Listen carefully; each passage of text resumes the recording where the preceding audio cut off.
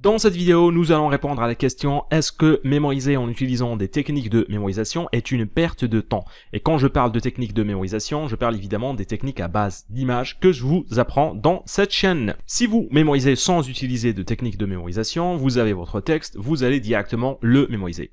C'est une seule et unique étape. Évidemment, vous pouvez essayer de tirer les idées importantes de votre texte, mais globalement, ça reste une seule étape.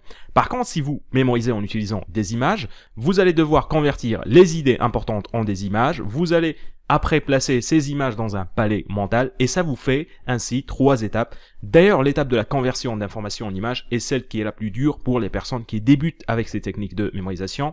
Si je vous demande par exemple de convertir ces informations en images, vous allez avoir beaucoup de mal. Et d'ailleurs, pour le palais mental, il va falloir le créer, il va falloir identifier les objets dans lesquels vous allez stocker les informations et il faut tout mémoriser. Du coup, est-ce que mémoriser en utilisant des images est une perte de temps si on la compare au fait de mémoriser sans utiliser de techniques de mémorisation? En fait, ça dépend des résultats que vous cherchez à avoir. Par exemple, si je vous demande de mémoriser un livre, si je vous donne un livre et que je vous demande de le mémoriser, vous allez me dire que c'est peut-être possible, que ça va vous prendre beaucoup de temps et peut-être même que vous n'allez même pas essayer de faire ça. Mais avec les techniques de mémorisation, vous allez comprendre comment mémoriser un livre. Vous allez d'ailleurs comprendre comment mémoriser plusieurs livres. Et même si vous ne le faites pas, vous savez exactement comment appliquer les techniques pour mémoriser un livre. D'ailleurs, je vous montre comment faire ça dans une série de vidéos spéciales que je vous invite à aller voir. Vous trouverez le lien en bas dans la description.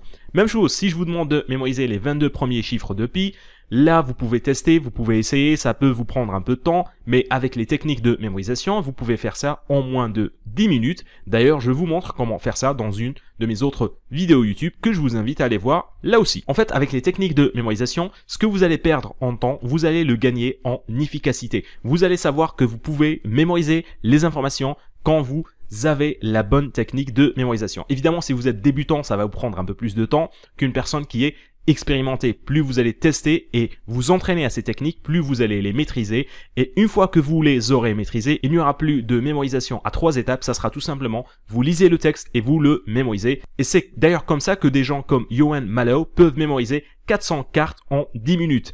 Alors évidemment, vous ne cherchez peut-être pas à mémoriser des cartes, vous vous dites ça sert strictement à rien, mais ça vous permet de voir quel est le potentiel énorme de votre cerveau si vous l'entraînez et surtout si vous prenez le temps de maîtriser ces différentes techniques de mémorisation.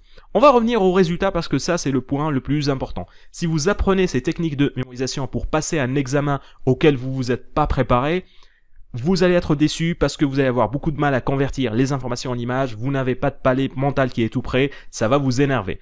Par contre, si vous êtes prêt à patienter, à investir un peu de temps dans le fait d'entraîner votre cerveau et de vous entraîner à ces différentes techniques de mémorisation, vous allez remarquer des résultats incroyables. Vous allez voir que vous pouvez mémoriser tout et n'importe quoi. Et ces 3 étapes vont se transformer en une seule et unique étape. Vous allez lire un texte et vous allez pouvoir le mémoriser directement en utilisant ces différentes techniques de mémorisation. D'ailleurs, dans la prochaine vidéo, je vais vous montrer comment mémoriser un texte en le lisant. Si vous voulez comprendre comment appliquer cette technique de mémorisation à la mémorisation de livres, eh bien, je vous invite à aller suivre ma série vidéo sur la mémorisation de livres. Vous trouverez le lien en bas de cette vidéo.